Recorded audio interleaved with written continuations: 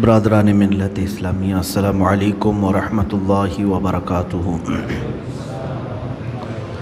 الحمدللہ الحنان المنان الذي خلق الانسان وعلمه البيان، والصلاة والسلام على رسوله سید الانس والجان وعلى آلہ واصحابہ ذوی الخیر والاحسان، اما بعد فاعوذ باللہ من الشیطان الرجیم، بسم اللہ الرحمن الرحیم۔ یا ایہا الذین آمنوا کلوا من طیبات ما رزقناکم واشکروا للہ ان کنتم ایاہ تعبدون، صدق اللہ مولانا العظیم۔ بارگاہ رسالت معاب صلی اللہ تعالیٰ علیہ وسلم میں درود پاک کا ہدیہ پیش کریں۔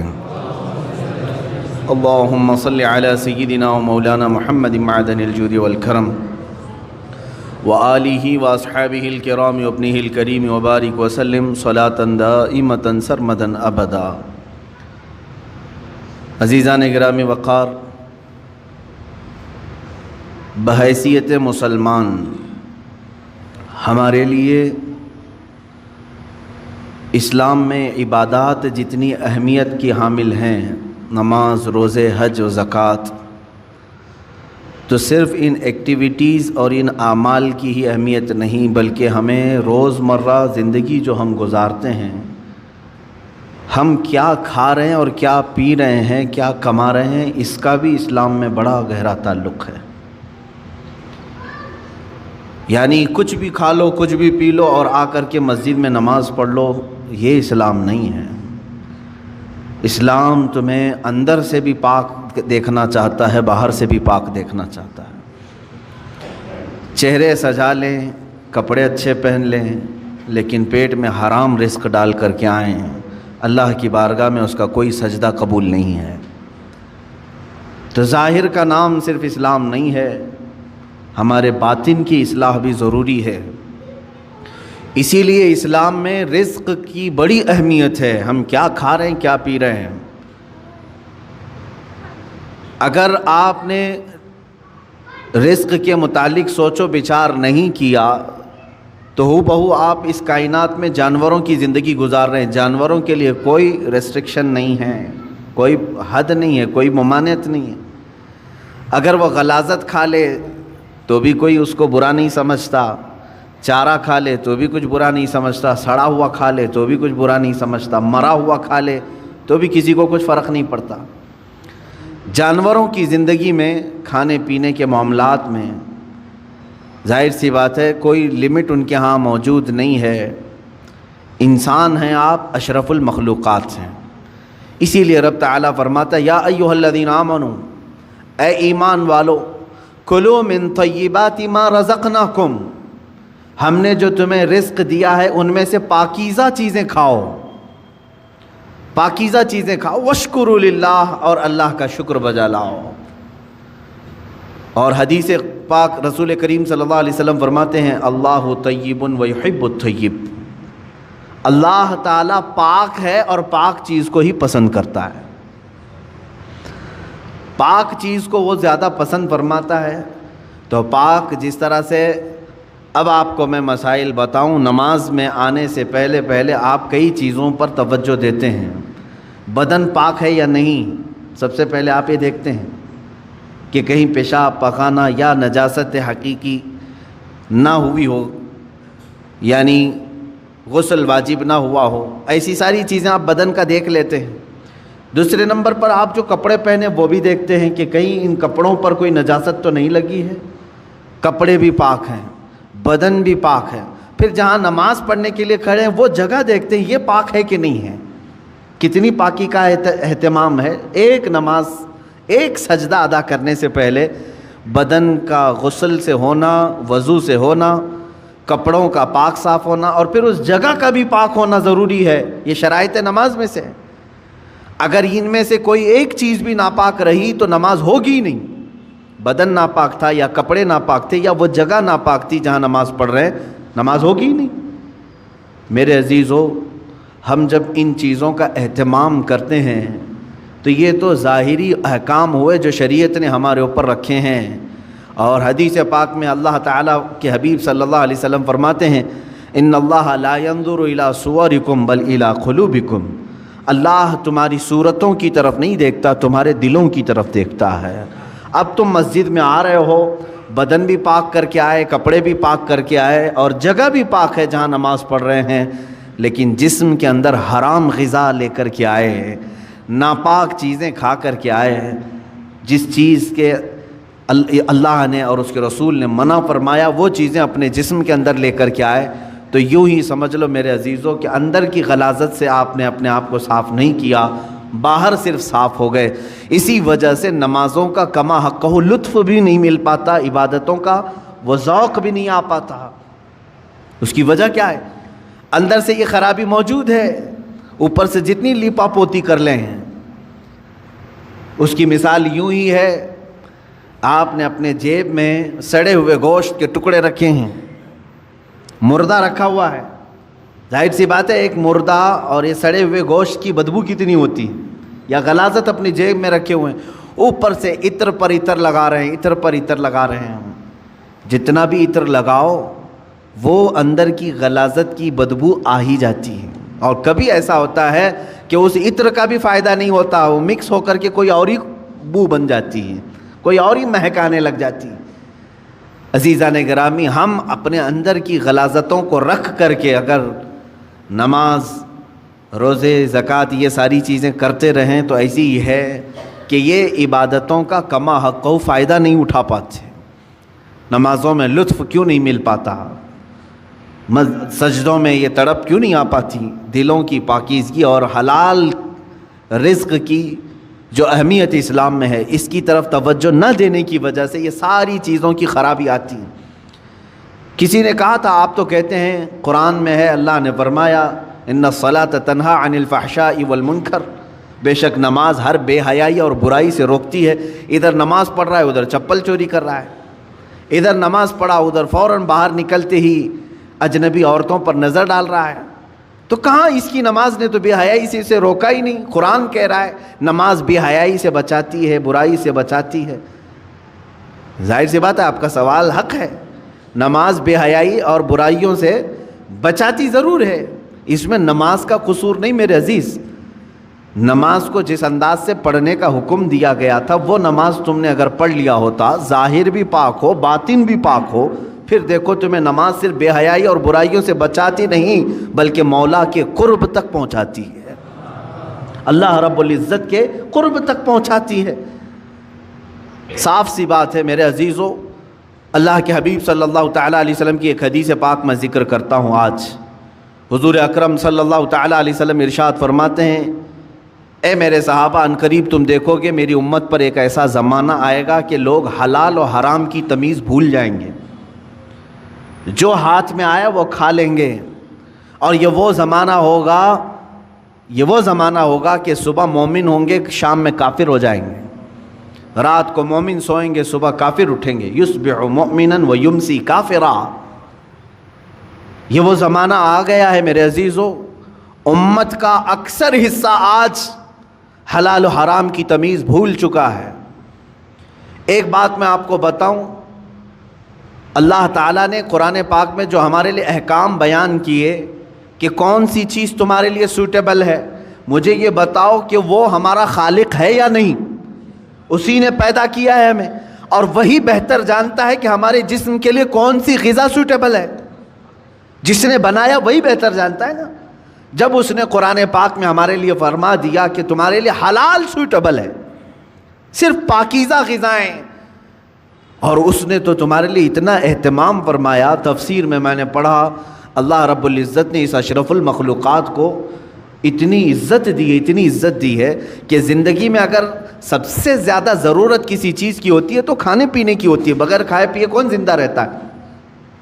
آپ بغیر کپڑوں کے رہ لیں گے، بغیر مکان کے رہ لیں گے، بغیر پیسوں کے رہ لیں گے، لیکن بغیر کھانے پینے کے بہت کم دن تک آپ رہیں گے۔ یہ سب سے زیادہ ضروری چیز ہے آپ کے لیے، کھانا پینا، ہوا پانی۔ لیکن پورے جانوروں کو دیکھو، ان کا رزق ان کے سامنے پڑا رہتا ہے، سر جھکا کر کھاتے ہی کہ نہیں کھاتے۔ بکری اپنا چارہ زمین پر چاٹ کر کے کھاتی ہے. بیل، بھینس، کتا، بلی، جس کو بھی آپ کھانا ڈالیں، پانی ڈالیں، دودھ ڈالیں، جو کچھ بھی ان کی غذائیں ڈالیں، وہ اپنا سر زمین پر رکھ کر کے اپنی زبان کو کھانے سے لگا کر کے کھاتی ہیں، سر نیچے کر کے کھاتی ہیں. اشرف المخلوقات کو اللہ تعالیٰ نے یہ عزت بخشی ہے کہ تمہارا سر رزق کے سامنے بھی جھکنے نہ پائے. یہ صرف اللہ نے اپنے لیے بنایا ہے، وہاں پر بھی جھکنے نہ پائے. تم ہاتھوں سے اٹھاؤ اور اپنے منہ تک لے جاؤ. کچھ جانور ہو سکتا ہے اس طرح کے کھانے میں ہوں، لیکن تفسیر میں فرمایا کہ اشرف المخلوقات کی یہ عزت ہے کہ اللہ نے تمہارے سر کو رزق کے سامنے بھی جھکنے نہیں دیا. میرے عزیزو، جس کو اللہ تعالیٰ نے اتنا پاکیزہ بنایا ہے کہ اس صورت کو اللہ قرآن میں فرماتا ہے کہ ہم نے سب سے بہترین صورت اگر اپنی مخلوق میں کسی کو دی ہے تو وہ انسانوں کو دی ہے. انسانوں کو سب سے بہترین صورت دی ہے. اس کی لاکھوں کی مخلوق ہیں، جانور ہوں، پرند ہوں، جنات ہوں، ملائکہ ہوں، سب مخلوقات ہیں. ان مخلوقات میں سب سے اچھی صورت کس کو ملی ہے؟ انسان کو ملی. اگر انسان کو سب سے اچھی صورت نہ ملی ہوتی تو کبھی انسانوں میں اللہ اپنے محبوب کو نہیں پیدا کرتا، وہ اور اچھی صورت والوں میں پیدا کرتا. محبوب صلی اللہ علیہ وسلم کا انسانوں میں پیدا ہونا اس بات کی علامت ہے کہ اللہ نے اس انسان کو سب سے اشرف صورت عطا کی ہے. اور یہ بھی روایت میں ملتا ہے کہ قیامت کے دن اگر یہ انسان غلطی کیے، کفر کریں، شرک کریں، برائیاں کریں، جہنم میں ان کو ڈالنا ہوا بھی، جہنم میں ڈالنا ہوا بھی تو اس شکل سے کوئی جہنم میں نہیں جائے گا. جہنمی کی صورت بدل دی جائے گی، جہنم میں جانے والے کی صورت بدل جائے گی. بلکہ فرمایا گیا کہ اگر وہ جہنمی، ایک جہنمی جس کے بارے میں کہا گیا ہے اگر وہ مکہ اور مدینے کے درمیان بیٹھ جائے تو اس کے دونوں ہاتھ پھیل جائیں گے. 450 کلومیٹر کا فاصلہ ہے، اتنا بڑا اور چوڑا اس کو بنا دیا جائے گا. اور اس کا صرف ایک کان ایک ہاتھی کے برابر، اس کے جبڑے پہاڑوں کے برابر ہوں گے. ایک جہنمی کی شکل اتنی بڑی بنائی جائے گی کیونکہ اسے عذاب چکھانا ہے، یہ چھوٹی چھوٹی صورتوں کے ساتھ نہیں. اب بتائیں محدثین نے اس شکل کے ساتھ جہنم میں کیوں نہیں ڈالا جائے گا؟ فرمایا گیا کہ اس لیے کہ اسی شکل میں اللہ نے اپنے محبوب کو پیدا کیا ہے. محبوب اکرم صلی اللہ تعالیٰ علیہ وسلم انسانی شکل میں ہیں، تو انسانی شکل کو اللہ تعالیٰ جہنم میں نہیں ڈالے گا. میرے عزیزو، میں بات یہاں پر یہ کر رہا ہوں کہ جس کو اللہ نے اشرف بنایا، اعظم بنایا، اجمل بنایا، خوبصورت بنایا ہے، اس کی زندگی کے لیے تو یہ ضروری ہے کہ اب وہ کیا کھا رہا ہے، کیا پی رہا ہے، اپنے سٹینڈرڈ کو دیکھ کر کے کرے، اپنے معیار کو دیکھ کر کے. تم اگر وہی چیزیں کھا رہے ہو جو کتا کھا رہا ہے تو فرق کیا رہ گیا تمہارے پاس؟ تم اگر وہی چیزیں کھا رہے ہو جو خنزیر کھا رہا ہے تو فرق کیا رہ گیا تمہارے؟ تم اشرف المخلوقات ہو، تمہیں اللہ نے پاکیزہ اور حلال چیزیں عطا کی ہیں. کیا کسی انسان کو غلاظت کھاتے ہوئے دیکھا آپ نے؟ اور اگر وہ کھاتا ہے تو عقل سے بہرا ہے، عقل سے پیدل ہے، انسانیت بھول چکا ہے. عزیزان گرامی وقار، جب ہم غلاظت، پیشاب، پاخانہ، گوبر نہیں کھا سکتے انسان، تو اسی طرح مسلمان کو اللہ تعالیٰ نے فرمایا تم سود نہیں کھا سکتے، تم جوا کے پیسے نہیں کھا سکتے، تم چوری کا مال نہیں کھا سکتے، اس لیے کہ یہ بھی غلاظت ہے. یہ غلاظت ہے، اور ایسی غلاظت ہے کہ بظاہر تمہیں نظر نہیں آئے گی لیکن تمہاری روح کو ہمیشہ کے لیے خراب کر دے گی. کچھ چیزیں زہر ہیں میرے عزیزو، پوائزن. اگر پوائزن پی لو تو ہو سکتا ہے کہ تمہاری جان چلی جائے، گوشت کے ٹکڑے گل جائیں، انتڑیاں کٹ جائیں. لیکن جو حرام پوائزن ہے، سود ہے، جس کو آپ فائنانس کہو، بڈی کہو، بیاج کہو، کہ کوئی بھی نام دے لو، شراب حرام کر دیا اللہ تعالیٰ نے، یہ پوائزن ہے، زہر ہے مسلمان کے لیے. جوا حرام کر دیا ہے شریعت اسلامیہ نے، اس سے جو بھی آمدنی ہوئی، جو بھی انکم ہوئی، یہ غلاظت ہے، یہ پوائزن ہے. یہ جب ہمارے پیٹ کے اندر جائے تو کیا ہوتا ہے جانتے ہیں؟ دنیاوی زہر تمہارے جسم کو ناکارہ کر دے گا، لیکن اللہ کے حبیب صلی اللہ علیہ وسلم نے فرمایا جس نے حرام لقمہ اپنے پیٹ میں ڈالا تو پھر وہ گوشت جنت میں کبھی نہیں جا سکے گا. حرام سے پلا ہوا گوشت جنت میں داخل نہیں ہوگا۔ میرے آقا صلی اللہ علیہ وسلم نے فرمایا اس کے لیے سب سے بہترین چیز ہے کہ اس پیٹ میں جہنم کی آگ بھر دی جائے، دوزخ کی آگ ہی بھری جائے گی۔ اے مومنو، تمہارے لیے اللہ تعالیٰ نے جو راستے بیان کیے ہیں ان راستوں سے ہرگز نہ ہٹنا، ہرگز نہ ہٹو۔ قرآن پاک میں اللہ تعالیٰ نے ایک جگہ نہیں کئی جگہوں پر ارشاد فرمایا کہ تم زمین میں پھیل جاؤ، اللہ کا رزق تلاش کرو۔ اب میں آپ کو یہاں ایک پریکٹیکلی بات بتا دوں، میں نے جن چیزوں کو منع آپ کے سامنے ابھی منع کے طور پر پیش کیا، چوری ہوئی یہ حرام ہے، سود یہ حرام ہے، جوا یہ حرام ہے، شراب کے پیسے یہ حرام ہے، یہ 4-5 چیزیں میں نے گنائے نا۔ آپ کو میں بتاؤں اللہ تعالیٰ کی یہاں پر موجودہ نعمتوں میں حرام بہت کم ہے، حلال کی تعداد بہت زیادہ ہے، حلال کی تعداد بہت زیادہ ہے۔ لیکن جس کی روح بیمار ہو، جس کا خاتمہ خراب ہونا ہو، وہ بہت زیادہ حلال کو چھوڑ کر کے چھوٹے سے حرام کے ایک ہی دروازے کو پکڑنے کی کوشش کرتا ہے۔ حلال دروازے دنیا میں 100 کی تعداد میں، تو حرام دروازہ ایک ہی ہے، لیکن داخل اس میں آسانی سے ہونے کی کوشش کرتا ہے بندہ۔ قرآن پاک میں آپ دیکھیں اللہ نے فرمایا حرم الربا، سود کو اللہ نے حرام کر دیا، لیکن اس کے بدل میں کیا کیا حلال ہے یہ کبھی سوچا آپ نے؟ سود حرام ہے، بڑھا کر کے پیسہ لینا، بیاج یہ حرام ہے، اللہ نے فرما دیا، لیکن کیا اس کے علاوہ کوئی دوسرا راستہ ہے ہی نہیں پیسے کمانے کا؟ اللہ تعالیٰ نے فرمایا تجارت تمہارے لیے حلال ہے، ملازمت تمہارے لیے حلال ہے، کھیتی باڑی تمہارے لیے حلال ہے، نوکری تمہارے لیے حلال ہے۔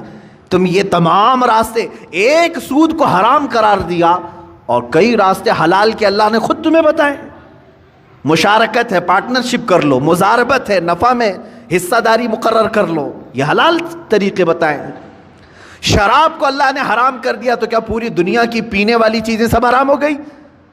ایک کو اللہ نے فرمایا حرام ہے شراب، جس سے نشہ ہے، بدلے میں اللہ تعالیٰ نے ہزاروں چیزوں کو رکھا۔ دودھ پی لو حلال ہے، شربت پی لو حلال ہے، مٹھائیاں کھا لو حلال ہے۔ حلال کی تعداد دنیا میں بہت ہے، حرام کی تعداد کم ہے، لیکن انسان جب شیطانیت پر اتر آتا ہے تو ہزاروں حلال کو چھوڑ کر تھوڑے سے حرام میں ہی جانا پسند کرتا ہے۔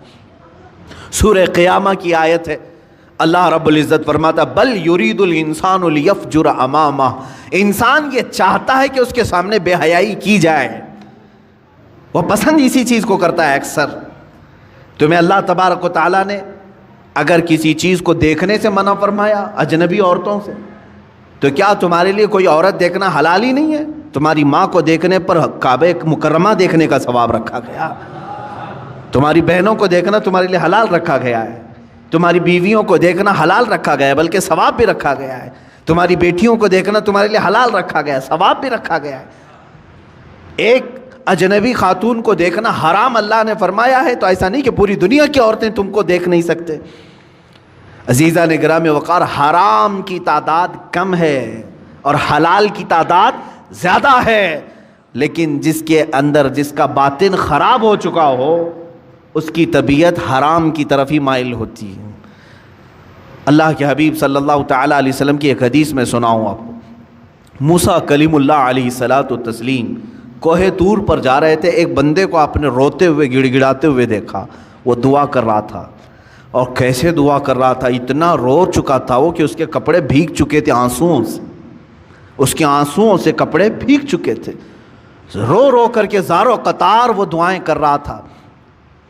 موسیٰ علیہ السلام جلیل القدر پیغمبر ہے، انہیں ترس آ گیا اس پر۔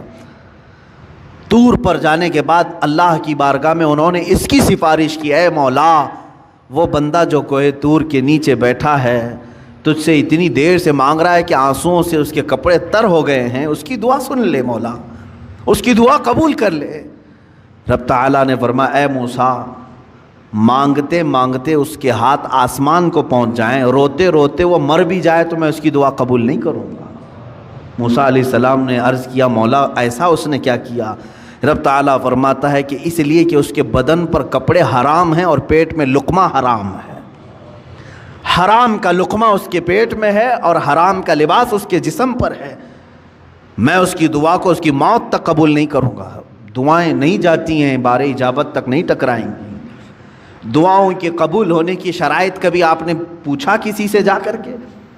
یہ شکایت تو سب کی ہے، بہت دعا کیا، بہت وظیفے پڑھے، اب تک کچھ بھی نہیں اثر ہوا، کچھ بھی نہیں قبول ہوا۔ کبھی اس کے نہ قبول ہونے کے علامات یا شرائط کیا ہیں دعا قبول ہونے کی، یہ آ کر کے کبھی آپ نے پوچھا؟ سب سے پہلی شرط ہے دعاؤں کے قبول ہونے کی، حلال کھائے اور سچ بولے، حلال کھائے اور سچ بولے۔ اللہ کے حبیب صلی اللہ علیہ وسلم نے ایک صحابی کو یہ عمل بتایا، کہا اگر تم چاہتے ہو کہ ہر دعا تمہاری قبول ہو جائے تو مستجاب الدعوات بن جاؤ، تو دو چیزوں کی پابندی کرنا، زبان سے سچ بولنا اور منہ سے حلال لقمے کھانا، پھر کوئی وظیفہ کرو نہ کرو اللہ تمہاری ہر دعا قبول کرے گا، مستجاب الدعوات بنو گے۔ یہاں آج وہ حدیث صادق آ رہی ہے میرے عزیزو، جو اللہ کے حبیب صلی اللہ علیہ وسلم نے فرمایا، اے میرے صحابہ ان قریب تم دیکھو گے امت پر میرے ایک ایسا زمانہ آئے گا کہ میری امت حلال و حرام کی تمیز بھول جائے گی، ختم کر دے گی۔ وہ زمانہ میں اب آنکھوں سے دیکھ رہا ہوں۔ آج امت مسلمہ کو پوری دنیا نے سودی کاروبار پر لگا کر رکھا ہے۔ حقیقت میں آپ کو بتاؤں، آج یہودیوں کا سب سے بڑا نظام، دجالی نظام، یہ کریڈٹ پر جو چل رہا ہے، سودی بینکوں کا جو نظام انہوں نے پوری دنیا میں متعارف کروایا، پوری دنیا سے انہوں نے حلال کا خاتمہ کرنے کی کوشش کی، اس میں مسلمان بھی ملوث ہو گئے۔ بینکوں کے مسائل الگ ہیں، لیکن تقریباً پوری دنیا کو انہوں نے سود پر لا کر کھڑا کر دیا، سود پر لا کر کھڑا کر دیا۔ اور سود کی نحوست ایسی ہے کہ جو بندہ اس میں ڈوب گیا وہ نحوستوں میں گرفتار ہو گیا۔ اللہ اور اس کے فرشتے اس بندے سے اپنی نظر ہٹا لیتے ہیں جو سود کی بلا میں ملوث ہو جاتا ہے۔ لیا ہے کسی سے سود پر پیسہ، استعمال کر رہا ہے اور بڈی بھر رہا ہے، اللہ تبارک و تعالیٰ اس بندے پر رحم نہیں فرمائے گا۔ لیکن یہ ہے، میں نے پڑھا ہے، سلطان عبد الحمید ثانی رحمۃ اللہ تعالیٰ علیہ، خلافت عثمانیہ کے ایک عظیم سلطان کا نام ہے، خلیفہ کا۔ ایک دن آپ نے اپنے وزیر سے کہا فلاں صاحب ہیں ان کو بلائیے، کوئی دکاندار تھے، تو وزیر نے بلایا، وہ اندر آئے، سلطان نے اپنی جیب سے کچھ پیسے نکالے اور کہا کہ یہ آپ کا پورا ہو گیا، حساب کتاب صاف۔ بادشاہ وقت ہے، خلیفہ عبد الحمید ثانی، جس کی حکومت تقریباً آج کے 40 کنٹریز پر تھی، 40 ملکوں پر، وہ ایک بنیا سے دکان کے حساب کتاب کر رہا ہے اور پیسے واپس دے رہا ہے۔ وہ جب باہر نکلا بنیا تو وزیر نے پوچھا کہ آپ کو کیوں بلائے تھے خلیفہ اسلام، آپ کو کیوں بلائے تھے؟ کیا کہا؟ میرا ان کے اوپر کچھ قرضہ باقی تھا، مجھ سے انہوں نے قرضہ لیا تھا، وہ لوٹانے کے لیے بلائے۔ کہا وقت کا 40 ملکوں پر حکومت کرنے والا خلیفہ دکان کے ایک بنیا سے قرضہ لیا ہوا ہے؟ تو انہوں نے کہا ہاں، وہ بسا اوقات مجھ سے لیتے رہتے ہیں۔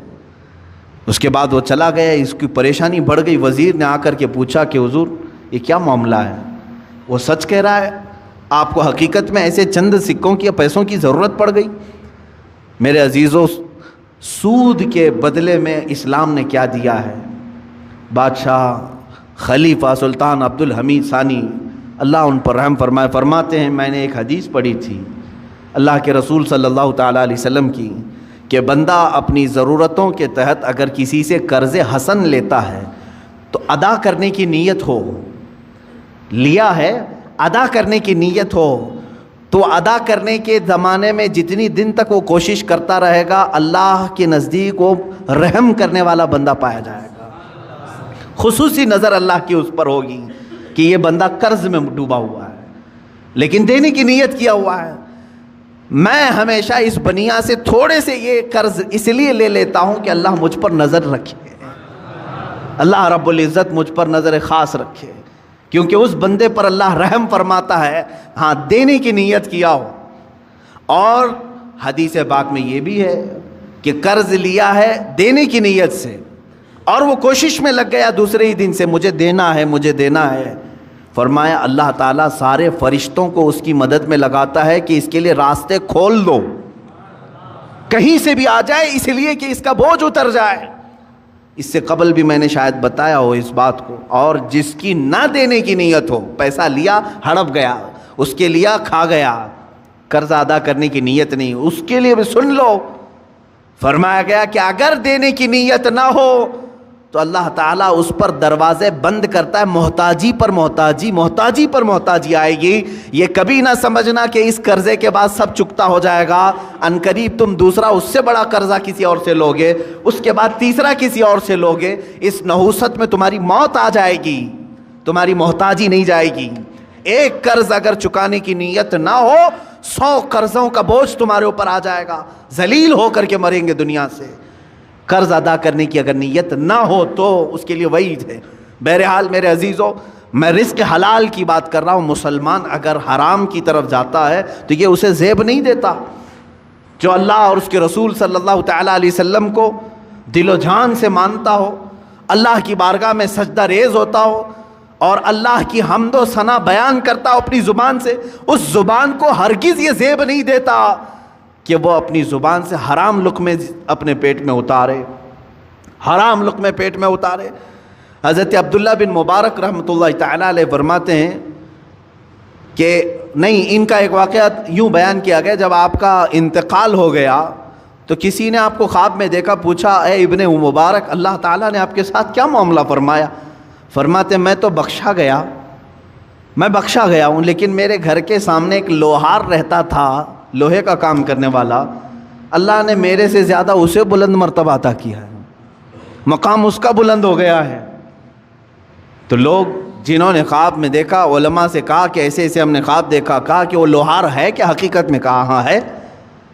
جا کر کے پوچھا گیا, اس کا بھی انتقال ہو چکا تھا, اس کی بیوی سے پوچھا گیا تیرا شوہر ایسا کیا کرتا تھا؟ کہا اس نے کہ وہ روزانہ اپنے ہاتھوں کی کمائی کھاتا تھا, ہاتھوں سے لوہے کا کام کرتا تھا, خود کی محنت کی کھاتا تھا. اب اگر آپ پوچھ رہے ہیں بہت ساری نیکیاں کیا ہیں, تو مجھے تو ایسی کچھ نظر نہیں آئی. 2 چیزیں تھیں اس کی, 2 چیزیں تھیں. کہا کیا؟ ایک تو یہ کہ رات کو تھک کر کے آتا تھا, جب ہم سونے کے لیے تیار ہوتے اپنے گھر میں تو سامنے عبداللہ ابن مبارک کا گھر تھا اور وہ تہجد کے لیے کھڑے ہوتے تھے رات کو. میرا شوہر ہر دن یہ اٹھا کر ہاتھ یہ کہتا اے اللہ کاش مجھے اتنی محنت نہ کر کے رزق زیادہ آ گیا ہوتا تو میں بھی رات بھر تیری عبادت کے لیے کھڑا ہوتا تھا. روزانہ یہی کہتا تھا, میرے پاس بھی رزق کی وسعت آ جائے تو میں بھی رات بھر کھڑا ہو جاتا. دوسری چیز ایک یہ تھی اس کی کہ لوہے کو گرم کرتا تھا آگ میں اور ہتھوڑا اٹھاتا تھا, ہتھوڑا اٹھا کر کے پیٹنا ہوتا ہے لوہے کو شکل دینے کے لیے, لیکن جیسے ہی گرم ہو جاتا لوہا اور اس نے ہتھوڑا اٹھایا, اذان کی اگر آواز آ جاتی تو ہتھوڑا پیچھے پھینک دیتا تھا. وہ کہتا اب میرے مولا نے مجھے پکارا ہے, اس کے بعد مارا ہوا ہتھوڑا میرے لیے حلال نہیں ہے. رب تعالیٰ کی پکار کے بعد اگر میں نے ہتھوڑا مارا اور پھر اس سے شکل بنی اور پھر وہ بازار میں بکا, پھر اس کی آمدنی آئی, وہ لوہار کہتا یہ میرے لیے حلال نہیں ہے. میں رب کو چھوڑ کر کے کوئی کمائی نہیں چاہتا. میری نظر میں یہی 2 چیزیں علماء نے فرمائی, انہی 2 چیزوں کی بنیاد پر اس لوہار کو عبداللہ ابن مبارک سے بھی بلند مقام دیا گیا ہے. حلال کھاتا تھا, حلال کی فکر کرتا تھا. عزیزان گرامی وقار, رزق حلال کے دروازے آج بھی کشادہ ہیں, بہت ہیں, لیکن آج معاشرے کو میں دیکھ رہا ہوں کہ جن کی آج سب سے زیادہ ایکٹیویٹی بڑھی ہوئی ہیں مسلمانوں کی. آپ کو معلوم ہے سب سے زیادہ لوٹے کون جاتے ہیں؟ مسلمان لوٹے جاتے ہیں. دنیا کو یہ معلوم ہے کہ یہ ایسے ہیں جو محنت کم کرنا چاہتے ہیں اور کمانا زیادہ چاہتے ہیں. ان سے کام کاج زیادہ نہیں ہوتا مسلمانوں سے, تو ان کو راتوں رات بادشاہ بننے کی فکر ہوتی ہے. آپ دیکھ لینا جا کر کے, تجزیہ کر لو, لاٹری لگانے میں سب سے زیادہ وہ مسلمان آگے ہوں گے. ان کو ایسا لگتا ہے کہ راتوں رات میں کروڑ پتی بن جاؤں گا. چیٹ فنڈ کمپنیاں جتنی آتی ہیں اس میں مال مسلمانوں کا لگتا ہے. یہ چیٹ فنڈ کمپنیاں آتی ہیں جو 1 لاکھ کو 2 لاکھ بناتی ہیں سال بھر کے بعد, اور دیتی بھی ہیں شروع میں, اور اس کے بعد چند سالوں کے بعد پورا کا پورا مال لے کر کے فرار ہو جاتی ہیں. حیدرآباد میں ہوا, بنگلور میں ہوا, ممبئی میں, یہ کنٹینیو چلتے رہتے ہیں. میں آپ کو بتاؤں چیٹ فنڈ کمپنیاں نئی آتی رہیں گی, ان کو پوری ٹریننگ دی جاتی ہے چلانے کی, نئی اسکیمیں لانے کی.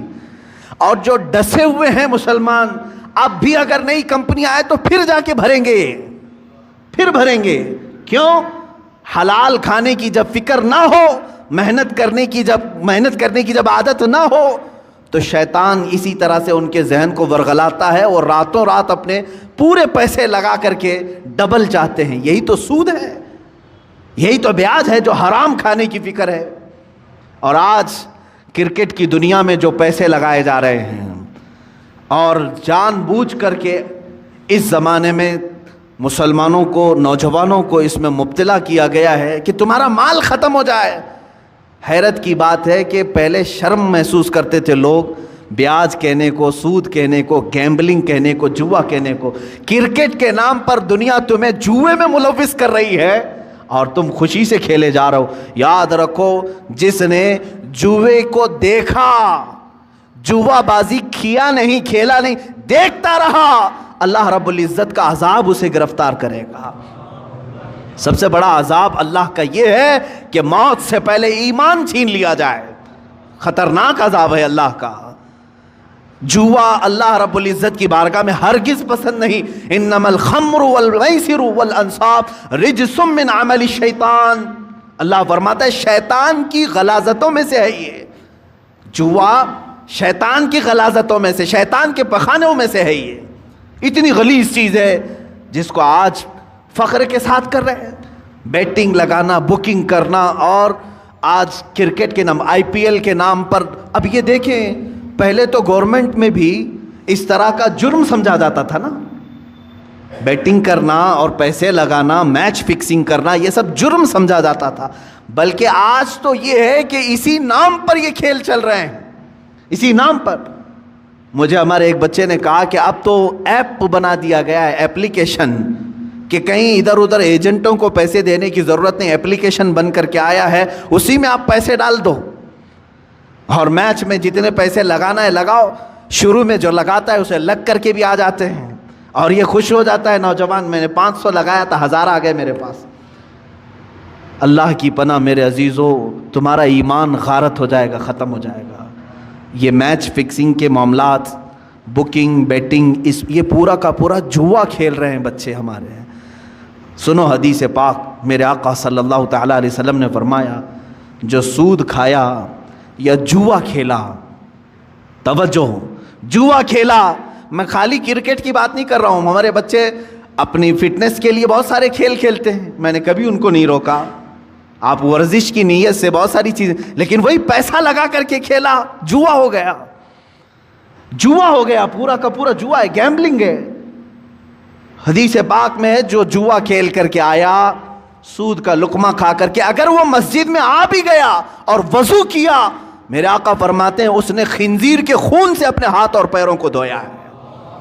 اس نے اپنے چہرے کو اور اپنے ہاتھوں کو خنزیر کے، غلیظ جانور کے خون سے رنگا. اس کا کوئی وضو نہیں ہے، اس کی کوئی نماز نہیں ہے. اے مسلمانوں، کیا تم یہ چاہتے ہو کہ تمہاری عبادتیں منہ پر مار دی جائیں؟ بچوں کو آج مجھے بیدار کرنے کی ضرورت ہے، اس لیے میں نے آج گفتگو کی. اے میرے عزیزو، یہ دنیا جو تماشے دکھا رہی ہے، یہ تماشے ہیں. یہ جو دنیا لہو و لعب کی باتیں کر رہی ہے، قرآن نے بہت پہلے فرما دیا، انما الحیات الدنیا لہو و لعب. دنیا کی پوری زندگی کھیل کود ہے، تماشا ہے. چند دنوں کے بعد ویرانی آ جائے گی، چند دنوں کے بعد سناٹا ہے. بعض بزرگوں نے یہ فرمایا پوری دنیا کی مثال اسٹیڈیم کی طرح ہے، کھیل کی طرح ہے. پلیئرز آ رہے ہیں، لوگوں کے دیکھنے کی بھیڑ جمع ہے، آوازیں ہو رہی ہیں. کھیل ختم ہوا، ساری سیٹیں خالی، پلیئر بھی چلے گئے، بچا کیا؟ خالی گراؤنڈ. تمہاری زندگی دنیا میں ایسی ہی ہے. تم آئے ہو، ہنسی خوشی کھیل کود سب چیزوں میں اپنی زندگی ختم کیے. اچانک ملک الموت کا پنجہ پڑے گا اور پھر جب تم قبرستان میں لے جائے جاؤ گے تو سارا کا سارا سناٹا ہوگا، کچھ نہیں. اب دنیا کا شور شرابہ کچھ نہیں. وہاں پھر سزا دینے والے فرشتوں کی چنگار سنائی دے سکتی ہے. عزیزان گرامی وقار، ہمارا جب عقیدہ آخرت پر ہے، آخرت پر، مجھے ایک بڑی اچھی بات یاد آتی ہے. ایک بڑے عالم دین تھے، ان کے متعلق میں نے پڑھا. وہ ٹرین میں سفر کر رہے تھے، سامان کچھ زیادہ ہو گیا تھا اور اس کی فیس بھرنی تھی. جو پینلٹی ہوتی ہے یا تو پھر اس کا گورنمنٹ کو بھرنا تھا چارج. ٹی ٹی جو تھا اس نے کہا مولانا صاحب رکھ لیجئے, میں ہی ہوں سفر پر, اگلے اسٹیشن تک میں ہوں, میرے بعد جو ٹی ٹی آئے گا اس کو میں نے کہہ دینا ہے, میں بتا دوں گا کہ مولوی صاحب سفر پر ہیں, وہ بھی آپ کو کچھ فائن نہیں لگائے گا اور آگے اسٹیشن تک آپ کو چھوڑ دے گا. مولانا صاحب نے پوچھا کہ وہ کہاں تک چلے گا؟ آپ تو اگلے اسٹیشن تک جائیں گے, میرے سامان کی کوئی پوچھ تاچھ نہیں ہوئی. دوسرا ٹی ٹی آئے گا جس کو آپ بولے گے وہ کہاں تک جائے گا؟ کہا ٹرین جہاں تک جائے گی وہ ٹی ٹی رہے گا. تو انہوں نے کہا نہیں, مجھے اور آگے تک جانا ہے, مجھے اور آگے تک جانا ہے. کیا وہ ٹی ٹی وہاں تک آئے گا؟ کہا کہاں تک جانا ہے؟ کہا مجھے میدان محشر تک جانا ہے, وہاں تک جانا ہے. اگر وہ تمہارا ٹی ٹی وہاں پر بھی سفارش کر دے گا اور اللہ سے میرے اس جرم کی سزا کو کم کروا دے گا, میں خاموش بیٹھتا ہوں. تم مجھ سے چوری کروا رہے ہو. انہوں نے اپنا وہ معاوضہ بھر دیا, اور ظاہر سی بات ہے اس ٹی ٹی کے دل میں بھی خوف خدا ایسا آیا, اس نے خود بیان کیا, اس کے بعد زندگی بھر کبھی میں نے حرام لقمے کی طرف ہاتھ نہیں بڑھایا. ہمارے اسلاف اور ہمارے بزرگوں نے ہمیں یہ سکھایا ہے. آج امت کے پاس حلال لقمے بہت سارے ہیں. شیخ علی دقاق رحمۃ اللہ تعالیٰ علیہ کی ایک حکایت میں نے پڑھی تھی. یہ پہاڑوں پر جا کر کے عبادت کرتے تھے. ایک دن پہاڑوں کے اوپر یہ لکڑیاں کاٹنے کے لیے بھی جاتے تھے, لا کر کے بیچتے تھے کاٹ کر کے. ایک دن دیکھا ایک تھیلا وہاں پڑا ہوا ہے, تھیلی چھوٹی سی, اور اس کو ہلا کر کے دیکھا تو سونے کے سکے تھے, اشرفیاں تھیں. ظاہر سی بات ہے راستے میں اگر کسی کو سونے کی اشرفیاں مل جائیں تو اس کے کیا ہے, وارے نیازیں ہیں. اور انہوں نے اٹھایا, کہا کہ دل تو نہیں چاہتا کہ اس میں سے میں اپنے لیے کھاؤں, یہ لقطہ ہے, لقطہ کے احکام الگ ہیں شریعت. انہوں نے کہا میں یہ کسی مستحق کو دے دوں گا. لے لیا, دل میں ذرا برابر خرابی نہیں آئی. نیچے آئے, پہاڑ سے اتر کر کے دیکھا ایک حبشی غلام کالا, جس کے ہونٹ چوڑے تھے, معذور تھا, ہاتھ نہیں تھے پیر تو تھے, معذور شخص تھا, بیٹھا ہوا تھا, پسینے میں شرابور تھا. شیخ علی فرماتے ہیں مجھے لگا اس سے زیادہ مستحق کون ہوگا, اس کے پاس کھانے پینے کی کوئی چیز نہیں, کچھ نہیں. آپ لے جا کر کے وہ سونے کے سکے والی جو تھیلی ہے, اشرفیوں کی تھیلی, اس حبشی غلام کو دے دیتے ہیں, لے تو اپنے خرچے کر, اس میں مزے کے ساتھ زندگی گزار. اس حبشی نے کہا اے علی دقاق, لے جاؤ اس کو, جہاں سے اٹھایا وہیں رکھو, پچھلے 1 سال سے روزانہ میں دیکھ رہا ہوں, پچھلے 1 سال سے میں اس کو روزانہ دیکھ رہا ہوں, آج تک ہاتھ نہیں اٹھایا. میرے عزیز و شیخ علی دقاق فرماتے ہیں کوئی حبشی غلام وہ اس زمانے کے قطب تھے جنہوں نے ہاتھ لگانے کو بھی منع فرمایا. آج ہم ان اسلاف کی روشنیوں کو بھول کر کے دنیا جو ہمیں ہے یہ کرشمے دکھا رہی ہے اس کے پیچھے پڑ گئے. موبائل اپلیکیشن میں اگر تمہیں پیسے بھرنے کی بات آ گئی, سوچا آسانی سے بھر دوں گا, کوئی نہیں دیکھ رہا ہے, میں میچ میں بیٹنگ لگا دوں گا, کسی ایجنٹ کے پاس نہیں گیا, اسی اپلیکیشن میں بھر دیا, 500 کون دیکھ رہا ہے, میرے اکاؤنٹ سے کٹ گئے. یاد رکھو اللہ رب العزت علیم و خبیر ہے. لا تأخذہ سنۃ ولا نوم, جس کے پاس تمہیں فیصلہ دینا ہے اسے تو اونگ بھی نہیں آتی, نیند بھی نہیں آتی. ہم سے بچ لو گے, آج دنیا سے بچ لو گے, دوست و احباب کو چھپا کر کے تم جوا کھیل لو گے, لیکن دوست و احباب تمہارا نہ فیصلہ کرنے والے ہیں نہ تمہیں سزا و جزا دینے والے ہیں. جس کے پاس فیصلہ ہونا ہے اس کی تو شان یہ ہے کہ اسے اونگ بھی نہیں آتی, وہ غافل بھی نہیں ہے کسی چیز سے, تمہارے حالتیں, تمہارے دل کی خبریں وہ سب جان رہا ہے. تو یاد رکھو جو نوجوان اس آفت اور بلا میں ملوث ہو گئے ان کے لیے میں کہوں گا کہ تمہارے لیے دردناک عذاب ہے, دردناک عذاب ہے. یہ راستہ جو تم نے چنا ہے یہ اسلامی راستہ نہیں ہے. اب حرام کی جو وعیدیں ہیں جانتے ہو, اللہ اکبر, میرے آقا صلی اللہ تعالیٰ علیہ وسلم نے فرمایا جس نے حرام لقمہ کھایا, سود کا ہو کہ جوا کا ہو, حدیث میں سود کے لیے یہ لفظ آیا ہے, جو راتوں رات کمانے کے چکر میں خواب دیکھتے رہتے ہیں ان کے لیے بھی سنے آپ. پیسے 1 لاکھ روپے ہیں تو سوچتے مارکیٹ میں گھما دوں گا, لگ کر کے تو آ جائیں گے, لوگ اپنی ضرورتوں کے اعتبار سے یوز کر لیں گے اور مجھے بڑھا کر کے دے دیں گے. یہ جو سودی کاروبار میں جو لوگ ملوث ہیں, میرے آقا صلی اللہ علیہ وسلم فرماتے ہیں یہ سود 1,00,000-2,00,000 کھانے کی بات الگ ہے، جس نے 1 درہم کھایا، 1 لقمہ کھایا، گویا کہ اس نے خانہ کعبہ کے سامنے اپنی ماں سے زنا کیا۔ معاذ اللہ رب العالمین، 100 بار معاذ اللہ۔ رونگٹے کھڑے ہو جاتے ہیں، اس طرح کی وعید آئی ہے، اتنی خطرناک وعید کسی اور گناہ پر میں نے نہیں پڑھی، اتنی سخت وعید ہے حرام لقموں کے متعلق۔ مسلمانوں کو تو ان حالات میں میرے عزیزو اللہ کی بارگاہ میں جواب دینا ہے، ہر نوجوان کو، ہر مرد کو، ہر عورت کو۔ تمہارے لیے حلال راستے کشادہ ہیں، تم نہیں جانتے کہ اپنے محنت سے کمانے کے متعلق میرے آقا صلی اللہ علیہ وسلم نے کیا فرمایا؟ فرماتے ہیں اللہ رب العزت کی بارگاہ میں سب سے پسندیدہ عمل کیا ہے؟ دیکھیں تقریباً اللہ تعالیٰ نے 1,24,000 کم و بیش نبیوں میں ایک لقب میرے آقا کو عطا فرمایا، اس لقب کے ساتھ کسی اور نبی کو نہیں بلایا گیا، حبیب اللہ، اللہ کا حبیب۔ حضور صلی اللہ علیہ وسلم کو کہا گیا حبیب اللہ، لیکن یہی لقب اللہ تعالیٰ نے ایک اور جگہ فرمایا۔ میرے آقا صلی اللہ علیہ وسلم فرماتے ہیں الکاسب حبیب اللہ، اپنے ہاتھ سے حلال کھانے والا بھی حبیب اللہ ہے۔ اپنے ہاتھ سے محنت کر کے حلال کھانے والا حبیب اللہ ہے۔ ہاتھ سے محنت کر کے کھانے کا مطلب یہ نہیں ہے کہ پھوڑا اٹھائے، کدالی اٹھائے، یہی نہیں ہے۔ ہاتھ سے محنت کرنے کے بہت سارے معاملات ہیں۔ تم آفس میں بیٹھ کر کے ورک کر رہے ہو، یہ بھی محنت ہے تمہاری۔ تجارت کے دیکھ ریکھ کر رہے ہو، یہ بھی محنت ہے تمہاری۔ لیکن حرام راستے پر نہ گیا ہو، کاشتکاری کرنے والا حلال کما رہا ہے، ٹھیلا کھینچنے والا حلال کما رہا ہے۔ عزیزان گرامی، حلال کمانے میں کبھی اپنے آپ کو ہلکا بھی مت جاننا کہ عیب ہے یہ۔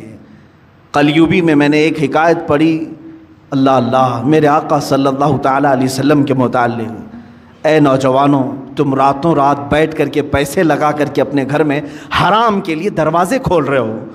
سنو اپنے اس آقائے امت صلی اللہ علیہ وسلم کی بارگاہ میں، سید الانبیاء، سید المعصومین، سید الاصفیاء، حبیب کبریا صلی اللہ تعالیٰ علیہ وآلہ وصحبہ وبارک وسلم حسنین کریمین کے گھر آئے ہیں، دیکھا بچے بھوکے ہیں۔ سیدہ نے کہا کہ ابا جان گھر میں کوئی چیز نہیں ہے، کھجور تک نہیں ہے بچوں کو کھانے کے لیے۔ حضور اکرم صلی اللہ علیہ وسلم نے کیا فرمایا؟ اے فاطمہ، میں جاتا ہوں، دیکھتا ہوں کہ کوئی مزدوری مل جائے تو میں کروں گا اور کما کر کے لاؤں گا۔ کون کہہ رہا ہے؟ اللہ کے حبیب صلی اللہ علیہ وسلم۔ مولانا شہاب الدین قلیوبی نے یہ حکایت لکھی ہے، فرماتے ہیں کہ میرے آقا صلی اللہ تعالیٰ علیہ وسلم مدینے کے باغیچوں کو دیکھتے ہوئے گئے۔ دور ایک باغیچے کے پاس آپ نے دیکھا کہ ایک مالک باغیچے کا پانی کنویں سے نکال کر کے ڈال رہا تھا درختوں پر۔ حضور اکرم صلی اللہ تعالیٰ علیہ وسلم نے ارشاد فرمایا، کیا مجھے یہاں تیرے باغیچے میں کوئی کام مل سکتا ہے؟ اس نے کہا ہاں، تم میرے اس کنویں سے ڈول گھڑا پانی بھر کر کے درختوں پہ ڈالو، میں بدلے میں کھجوریں دوں گا۔ 1 گھڑا پانی ڈالو گے تو 2 کھجوریں دوں گا۔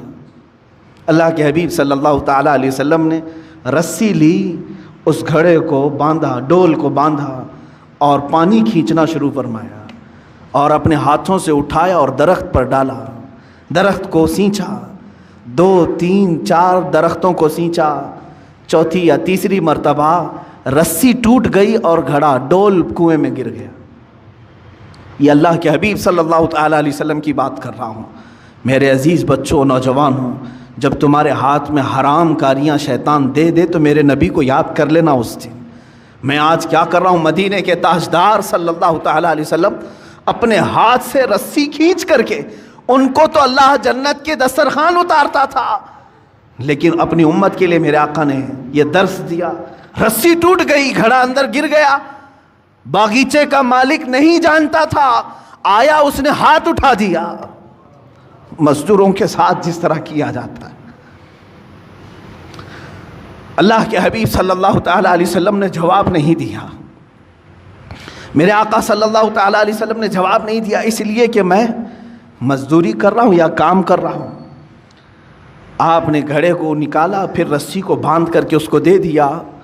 غالباً اس دن 6 یا 8 کھجوریں ملی، وہی لے کر کے حسنین کریمین کو کھلانے کے لیے میرے آقا تشریف لائے، گھر میں تشریف لائے، وہی کھجوروں کے ساتھ کائنات کا آقا و مولا اپنے ہاتھوں سے کما کر کے اپنے بچوں کو کھلا سکتا ہے، اور تم راتوں میں بیٹھ کر کے گیمبلنگ کر کے جوئے کھیل کر کے اپنے گھر کو جہنم کی آگ سے بھرنا چاہتے ہو۔ کیسی امت ہے میرے آقا کی۔ حضور اکرم صلی اللہ تعالیٰ علیہ وسلم نے کسی کو یہ چیز بیان نہیں کی، لیکن جس نے ہاتھ اٹھایا تھا اس کے بعد اسے احساس ہونے لگا کسی حسین چہرے پر میں نے ہاتھ اٹھایا ہے، چاند جیسا کوئی میرے باغیچے میں اترا تھا۔ بعد میں بے قراری اتنی بڑی کہ جو گزرتا تھا اسے پوچھتا تھا کہ ایک ایسی شخصیت میرے ہاں آئی تھی، کون ہے یہ؟ لوگوں نے کہا کہ وہ تو محمد رسول اللہ تھے صلی اللہ علیہ وسلم۔ اس نے کہا وہی ہے؟ کہا ہاں۔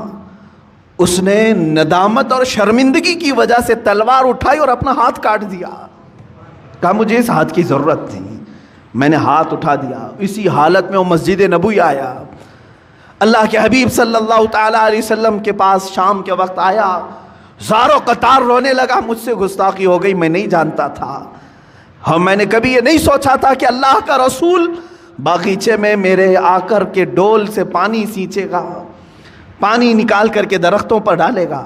اللہ کے حبیب صلی اللہ علیہ وسلم نے کسی کو کچھ نہیں کہا، اس کے ہاتھ کو لے کر کے پھر سے مونڈے سے جوڑا اور اپنا لعاب پاک لگا کر بھیج دیا۔ صحیح ہو گیا وہ بندہ۔ میں نے قلیوبی میں یہ بات پڑھی ہے، صرف اس لیے عرض کرتا ہوں آج بچوں کو اور نوجوانوں کو، تم کو شیطان یہ راستہ دکھاتا ہے کہ تم جہنم کی آگ اپنے گھروں میں، اپنے برتنوں میں، اپنے پتیلیوں میں بھر دو حرام رزق سے، اور اللہ کا حبیب صلی اللہ تعالیٰ علیہ وسلم تمہیں یہ درس دیتا ہے، رسول کریم صلی اللہ علیہ وسلم تمہیں یہ راستہ دکھاتے ہیں کہ تمہارا گھر حلال کی برکتوں سے منور ہو جائے، تم کھاؤ نور پیدا ہو۔ جس کے گھر میں حلال رزق ہوتا ہے اس کو عبادتوں کا ذوق بڑھ جاتا ہے، اس کے سجدوں میں لذت زیادہ ہو جاتی ہے، وہ مسجد سے نکلنے کی خواہش کبھی نہیں کرتا، وہ اللہ کی بارگاہ میں ملاقات کی خواہشیں زیادہ کرنے لگ جاتا ہے۔ حلال جب جسم کے اندر نہ ہو تو پھر اس کے پیٹ میں غلاظتیں ہی زیادہ، افکار و نظریات خراب، پراگندہ اور ہمیشہ حرام کاری کرنے کی خواہشیں پیدا ہونے لگتی ہیں۔ سیم یہی مثال ہے کہ اس پیٹ میں تم غلاظت ڈالو گے، ہاتھوں اور پیروں سے غلیظ کام ہی ہوں گے۔ حلال لقمے ڈالو تو آنکھوں سے بھی نور چمکے گا، زبانوں سے بھی شہد ٹپکے گا، ہاتھوں اور پیروں سے بھی نیکیوں کے کام ہوا کریں گے۔ رزق کا بڑا اہم رول ہے اسلامی زندگی میں، اگر مسلمان اس کی توجہ نہیں کرتا تو میں سمجھتا ہوں وہ ظاہری مسلمان ہے، باطن میں جہنم کی آگ بھر رہا ہے، باطن میں دوزخ کی آگ بھر رہا ہے۔ سیدنا حبیب اعجمی رحمۃ اللہ تعالیٰ علیہ کے بھی متعلق یہی ہے، وہ سود کا کاروبار کرتے تھے، لیکن ایک دن ان کی بیوی نے دیکھا کہ گھر میں پتیلی رکھے ہیں، گوشت اور سالن چڑھا کر کے گئے، پکنے کے بعد دیکھا تو پوری کی پوری ہانڈی میں خون بھرا ہوا تھا، سود کی رقم تھی۔ بیوی نے کہا کہ یہ جب لوگوں کا سود لیتے ہو تو یہی ہوگا، ہو سکتا ہے اللہ تعالیٰ تمہیں اپنی طرف بلانے کے لیے نشانی دی ہے، ورنہ تو اکثر کو اللہ تعالیٰ نشانی بھی نہیں دیتا کہ ان کے لیے آخرت کا عذاب ہے۔ تمہیں اللہ تعالیٰ ایک موقع دیا ہے۔ اسی دن وہ توبہ کر کے اپنے گھر سے نکل گئے۔ ہاں میں جانتا ہوں جو حرام کاریوں میں ملوث ہیں ان کے لیے اب محنت کرنا مشکل ہو جاتا ہے۔ بڈی کے کاروبار کرنے والے سوچتے ہیں اب تک تو بیٹھ کر کے نواب بن کر کے کھاتا تھا، لیکن اب اگر یہ نہیں کروں گا تو محنت، ہاں تمہاری آزمائش بھی ہوگی۔ حبیب اعجمی فرماتے ہیں 9 دن تک مسجد میں بیٹھتا تھا، کوئی کام مجھے آتا ہی نہیں تھا۔ شام کو بیوی پوچھتی تھی کیا کچھ کما کر کے لائے، کہتا کہ میں ایک اچھے مالک کی ہاں خدمت کر رہا ہوں، وہ کہہ رہا ہے کل دے دوں گا، کل دے دوں گا، کل دے دوں گا۔ کسی کے ہاں خدمت نہیں کرتے تھے، مسجد میں بیٹھ جاتے تھے۔ شرمندگی تھی بیوی کے پاس بولنے کے لیے، بیوی یہی کہتی تھی صبر کر لوں گی، ایک نہ ایک دن تمہارا مالک دے ہی دے گا جس کے ہاں تم مزدوری کر رہے ہو۔ 9 دن ہو گئے، پیر بھاری ہو گئے تھے گھر جانے کے لیے، کہ آج بھی بیوی پوچھے گی آج کچھ مزدوری ملی کہ نہیں ملی، کیا بولوں گا؟ لیکن گھر پہنچے تو دیکھا گھر میں روشنی ہے، دسترخوان بچھا ہے، طرح طرح کے کھانے بنے ہوئے ہیں، گھر میں 1 روپیہ نہیں تھا۔ بیوی سے آ کر پوچھا یہ سب کہاں سے آئے؟ کہا تم جس کے یہاں مزدوری کرتے ہو اسی کمپنی کا ایک خادم آیا تھا، سارے کھانے دے کر کے گیا ہے، اور کہا اے خاتون اپنے شوہر سے کہہ دینا اس کی خدمت مالک کو بہت پسند ہے۔ مالک نے یہ کہا اور خدمت کرے گا اور مزید نعمتیں دیں گے۔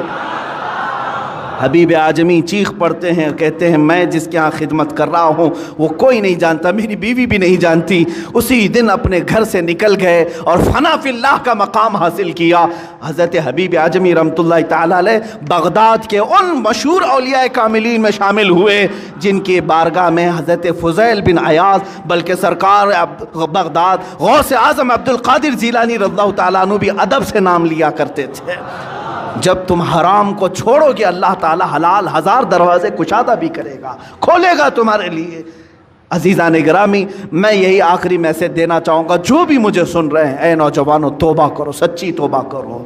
دنیا تمہارے مال سے اور تمہارے پیسوں سے اپنی اینٹیں بنا رہی ہیں اور تمہیں اس کا ذرا برابر بھی شعور نہیں ہے۔ تم ہر جگہ لوٹے جا رہے ہو، ہر جگہ تمہارے اس مال کے ساتھ کھلواڑ ہو رہا ہے۔ چٹ فنڈ کمپنیاں آتی ہیں تمہیں لوٹ کر کے جاتی ہیں، لٹیرے آتے ہیں تمہارے محلوں میں لاکھ کو 2 لاکھ کرنے کے بہانے سب کے پیسے لے کے بھاگ جاتے ہیں۔ کاروبار میں اس طرح کا منافع دینے کی وعدے کرتے ہیں، اتنے بھر دو، اتنے % تم کو ہر مہینے ملتا رہے گا، وہاں پر تم لوٹے جاتے ہو۔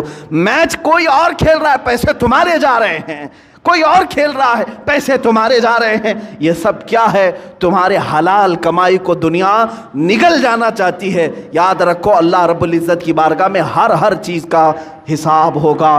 اللہ کی بارگاہ میں دعا ہے مولا ہم سب کو حلال کھلائے اور حلال پر ہی خاتمہ فرمائے۔ مولا ہمارے گھر کے ہر دروازے کو حلال دروازہ بنا، ہمارے ہر لقمے کو حلال لقمہ بنا۔ اے قدیر و جبار خدا، حلال لقمے کی برکت سے ہماری زبانوں میں نور عطا فرما، ہماری آنکھوں میں سرور عطا فرما، دلوں میں تقوی عطا فرما، ہاتھوں پیر سے نیکیوں کی خیرات عطا فرما، ہمارے ذہن میں برے وسوسات اور خیالات سے ہمارے ذہنوں کی حفاظت فرما۔ اے کریم خدا، جو بچے بھٹک چکے، بہک چکے اور آج اس طرح کی گیمبلنگ میں، جوئے میں لگے ہیں، اے کائنات کے مولا ان نوجوان بچوں کو تو راہ راست عطا فرما، صراط مستقیم پر گامزن فرما دے، انہیں حبیب کبریا کی محبت سلیم عطا فرما۔ مولا ہماری دعاؤں کو نالین مصطفیٰ کی برکت سے قبول و مقبول فرما۔ وآخر دعوانا ان الحمد للہ رب العالمین۔